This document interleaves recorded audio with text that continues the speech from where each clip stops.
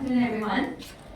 So just to keep the space safe, I will be talking a little bit about mental health and a bit of self-harm very briefly. So in keeping the room in a safe space, if you feel uncomfortable at any point, you may choose to see the door over there. Yeah. So I will begin with a little story. So think about this girl. She's 18 years old. It's the middle of the night. It's really dark. Everyone at her home is asleep. And she's in her kitchen and she's lying on the floor. And this is the night where she's most terrified, she's most afraid, and also the most sick she's ever been in her life. Because this is the night where she attempted to take her own life. And this 18-year-old girl was me. You see, for many years before I was 18, I was struggling. Very quietly, like some of us spoke about, looking good on paper, going out with our friends, smiling, being happy. But for so many years, I was feeling very depressed, very ashamed, very fearful, and I didn't know what to do with that pain. So when I was 18, I thought that this was the only choice I had. But in that moment, on that night, I cannot tell you how difficult it was to have been in the place between life and death and knowing that I had made that choice. I heard a small voice in me, a voice that told me that I have a place in this earth and that I deserve to live. A voice that I had never heard before in all those years.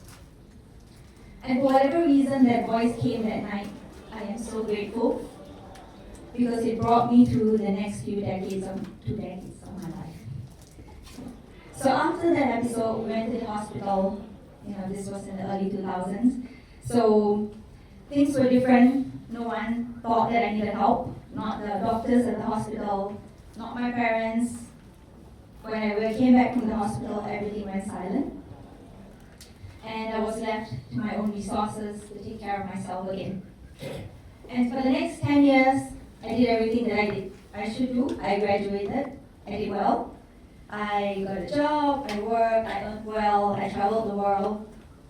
On the outside, again, I looked very happy. I was always smiling. People at work were saying, how is it that you're always so happy? You don't even drink coffee, which I don't.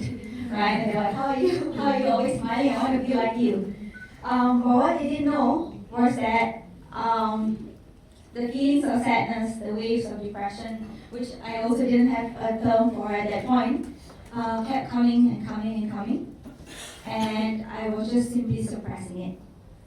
So it was only in COVID, I think all of us experienced a little bit of something during COVID, when the whole world came to a stop. And that was when it was almost like, we're watching a movie, right? And then life hits like a pause button. And then you see yourself on the screen. I saw my life on that screen and I was thinking like, okay, if I'm stuck here in this moment for the rest of my life, am I truly happy? Am I truly living the best version of myself possible? Am I giving myself the chance to see what is out there for me or what is possible for me?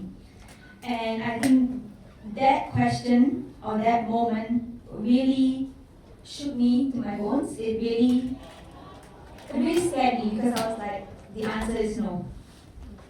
And during that time, I think compounded with certain illnesses in the family, certain challenges within the home, all things that I was trying to suppress started to resurface. And the walls that I carefully built brick by brick for the last 10 over years, they were starting to crumble. And that's when I knew I had to walk away. And that was my journey of becoming. So I left that year in COVID. I left my job. My father was really stressed. He was like, everybody's getting retrenched or losing their job. What are you doing? Iron and rice bowl, right? I was walking away from a very stable career. I left my family. I left the country. And I went on this journey to finally meet myself, armed with the question of who am I? What is possible for me, right? And in this journey, there were 3 things that I want to share that I learned or discovered through that process. And the first one is that I don't always have to be in conflict with myself. It sounds very simple, but I think I realized that I'm constantly fighting with myself. In my thoughts, every single thought became a reason to criticize myself. Every emotion I felt became a reason to prove myself that something was wrong with me. So I realized on this journey of, through many meditation courses, yoga, therapy, coaching, everything that I could do, that first things first is that I don't need to fight with myself. My body is not my enemy, and the more I build my capacity to hold my emotions, to feel what I was feeling. I think many of us are so conditioned or taught not to feel so many emotions like anger, like jealousy, like frustration, and all these emotions, sadness, depression that I was suppressing for all these years. The more I became friends with it, the more I made peace with it, the more I gave it space to surface within myself, I realized that I was also able to experience life more fully and richly. Because our emotions are a spectrum. When we suppress certain emotions, when we suppress what we deem as negative emotions, we also do not allow ourselves to fully experience joy, happiness, peace, abundance. The second thing I came to learn is that things do not happen to me, but instead they happen for me. So when I was young or when I was going through my processes, I always had this thought, these things happened to me. All these things in my childhood, they made me feel helpless. They made me feel like I had no control. They made me feel like I had lost a grip on my life, right? And I realized that in believing this narrative of the story, I was holding on to this mindset of being a victim. And I was allowing life to happen to me. But slowly, as I moved through my experiences and my processes, I realized that life is happening for me. And everything that I experienced was a gift, was a blessing.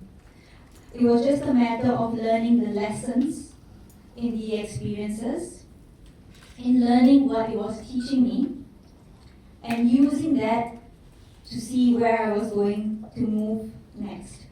I think I heard it from a lot of speakers today in the other room as well.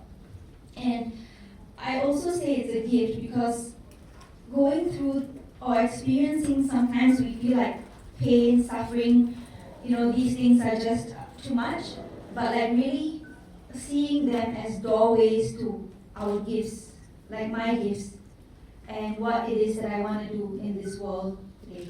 And the last thing that I learned from the whole process is that healing happens in community and in being seen.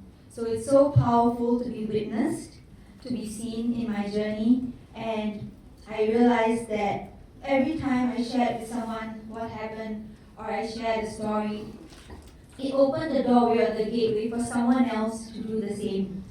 And one thing I really take away is that our vulnerability is not weakness. I think a lot of us feel like by being vulnerable, we will chase people away, we will lose people.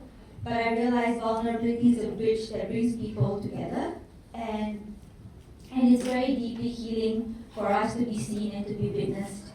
So if I could go back to that night, that 18-year-old, and sit beside her, I would tell her all these lessons that I learned, that we are all so worthy of love, of life, of joy, of abundance, and that there is so much possibilities awaiting us.